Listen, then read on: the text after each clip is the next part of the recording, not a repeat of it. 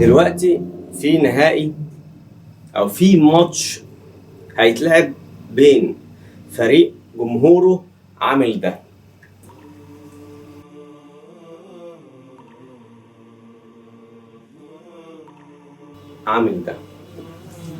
وفريق الرعاية بتاعته اشهر شركة صهيونية، مش بتدعم الصهاينة، لا دي شركة عالمية ادارتها صهيونية.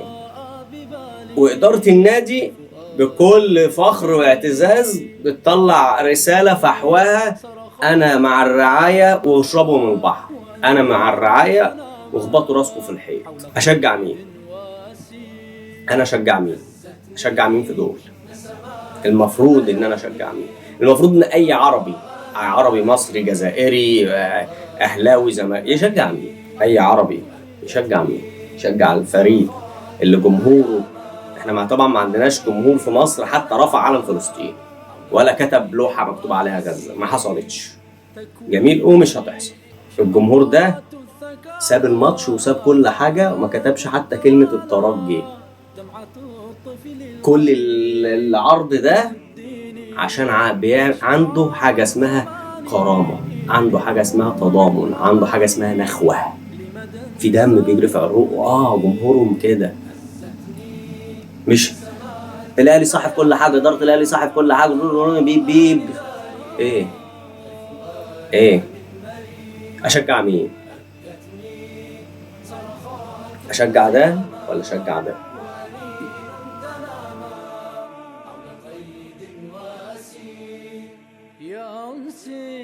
رسالة لأمير القلوب كابتن محمد أبو تريكة: لو حضرتك يا كابتن بتلعب في الأهلي لحد النهاردة كنت هتلبس تيشيرت محطوط عليه كوكاكولا، هتلبس تيشيرت مكتوب عليه كوكاكولا، يا ريت السؤال يوصل لك وتدينا الإجابة اللي هي تقريبا معروفة، خصوصا إن ليك موقف قبل كده مع أهل غزة. بس انا لحد حالا مش عارف هو حضرتك اتكلمت في الموضوع ده ولا لا، ولا مطنش بصراحه، لان انا ما سمعتش لمحمد ابو تريكة بيتكلم في الموضوع.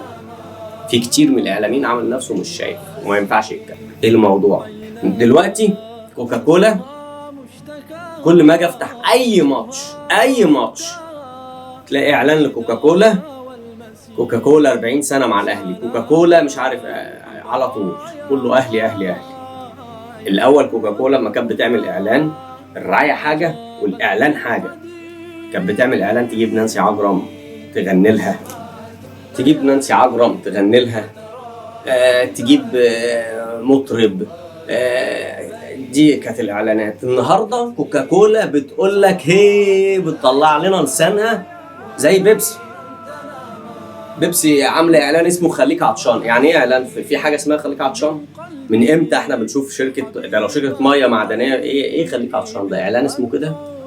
دي بتغيظ المقاطعه. هي قصه خلاص، يا الموضوع كله في ايه؟ في حرق دم. الموضوع كله احنا شغالين وما انتوا بتقدروش تعملوا لنا حاجه. ليه؟ لان المؤسسات نفسها هي اللي بتشغلنا، السوبر ماركتات بتشغلنا، وكل ده هو اللي بيشتري مننا. انت هتروح مش هتلاقي في الثلاجه غير بضاعتنا احنا، رغم ان في بدائل بس احنا برضو اللي شغالين. والرعاة ما تقوليش اصل كوكاكولا هي اللي بتدي فلوس للاهلي، مش الاهلي هو اللي بيديها فلوس. المقاطعه في المبدأ يعني ايه؟ يعني دلوقتي انا عاوز اقول للشخص ده انا رافض اللي انت بتعمله، انا رافض اللي انت واللي وراك واللي معاك بيعملوه، انا رافض ده.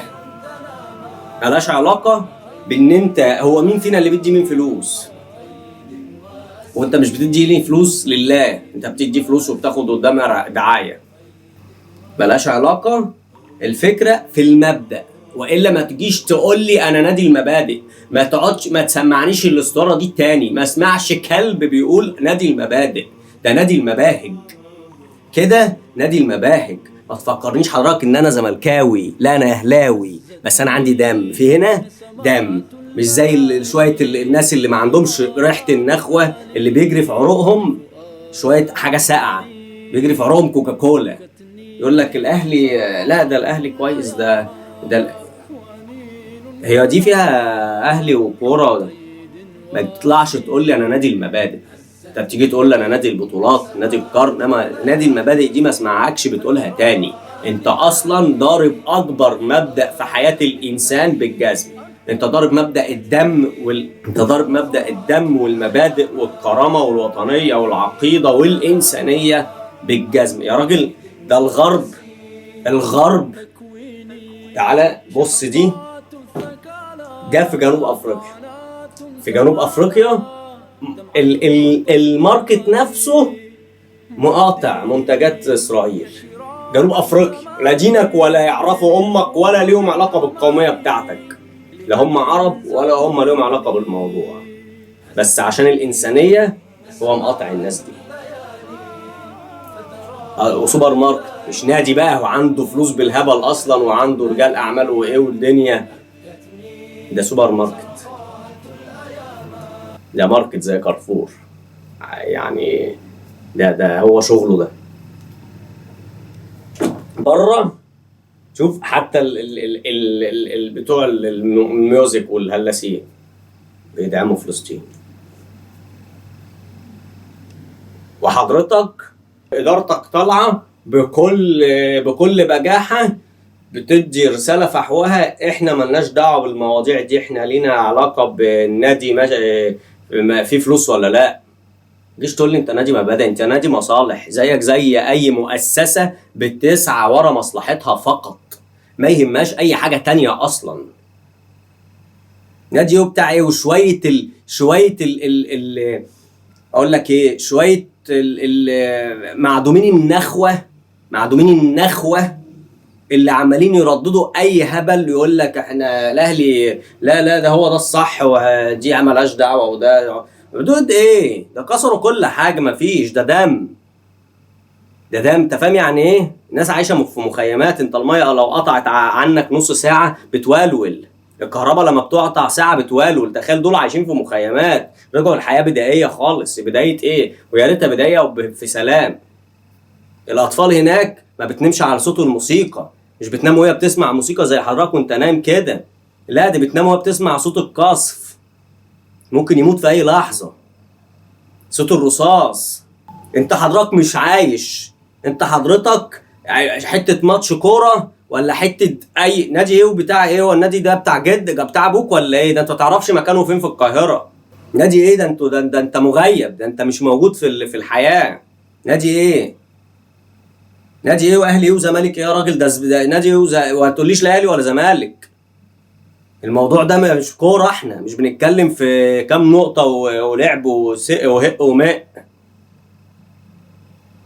ده احنا بنتكلم في دم وعرض وارض.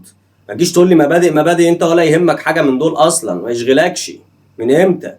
هي ادينا كل مدى بيبان لنا حاجات وبنكتشف حاجات وبنعرف حاجات، وكل واحد بيبان على حقيقته واصله.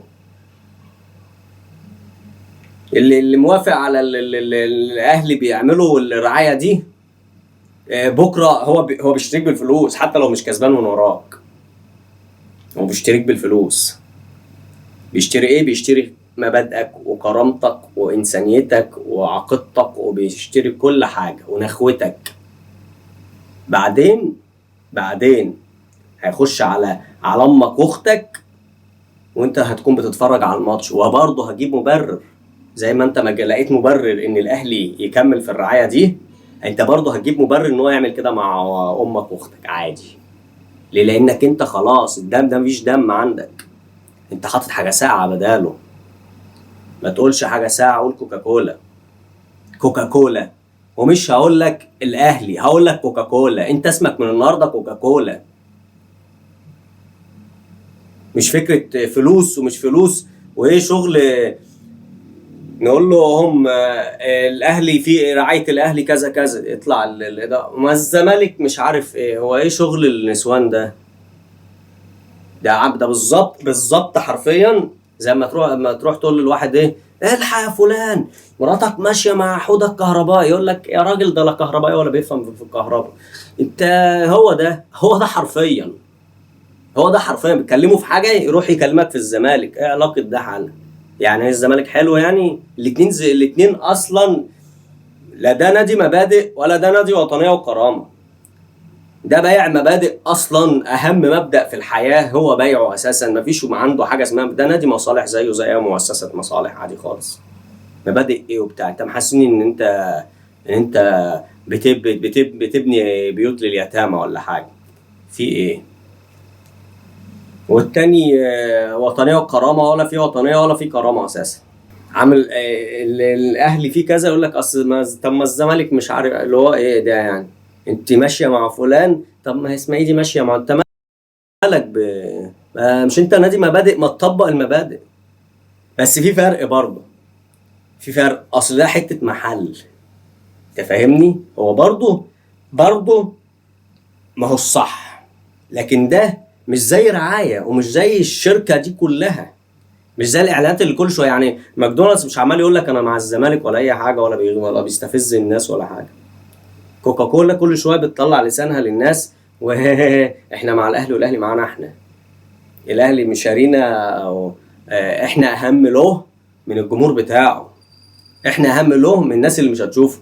اقسم بالله ما هتفرج على ماتش الاهلي والله. اصل مفيش ابعد من كده، مفيش بعد كده، مفيش اغلى عند الانسان من الحاجات دي. احنا بنتكلم حالا في حاجات ثوابت، ما فيهاش اراء. مش رايي ورايك.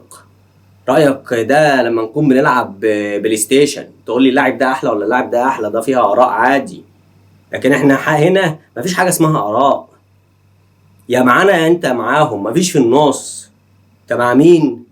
مفيش في النص. مفيش حاجه اسمها محايد حتى. مش اراء هي. كوكاكولا بتستفز الناس. الاداره مختاراني انا. الاداره فضلتني عن الجمهور. شوفوا انتوا هتعملوا ايه. شويه جمهور عادي يكمل يتابع الاهلي. اقسم بالله ما هتفرج على ماتش للاهلي ولا اخش ابحث اصلا عن ماتش للاهلي قديم او جديد. خلصت لحد ما موضوع الرعايه ده ينتهي. ما نشوفش كوكاكولا على التيشيرت تاني ولا الكلام ده تاني خالص.